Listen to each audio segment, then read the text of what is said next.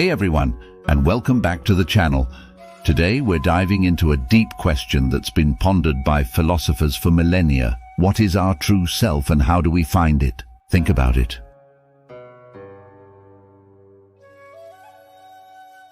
What truly makes you happy? Is it the latest gadget, the perfect vacation, or maybe achieving a big goal? These things can bring joy, sure, but is that happiness fleeting, or is there something deeper, something more lasting? One of the first philosophers to grapple with this question was the great Socrates from ancient Greece. Socrates believed the key to happiness and a good life was knowing yourself. He famously said, "The unexamined life is not worth living." In other words, if you don't take the time to understand who you are, your values and your motivations, how can you ever find true fulfillment? Imagine yourself on a treasure hunt. You have a map, but it's all crumpled and confusing.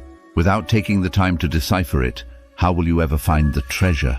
That map, my friends, is your inner self. Socrates didn't believe in telling people what to think. Instead, he developed a method called dialectic, which is basically a fancy way of saying he asked a lot of questions.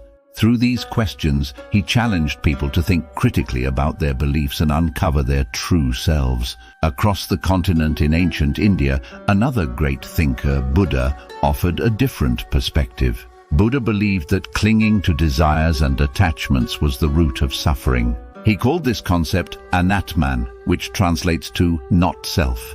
Think of it like this. Imagine a butterfly struggling to emerge from its chrysalis. Desires are like clinging to the familiar comfort of the cocoon. Letting go allows you to spread your wings, embrace the unknown with courage, and take flight into the radiant light. Buddha taught that by letting go of desires and attachments, we can achieve enlightenment, a state of true peace and understanding.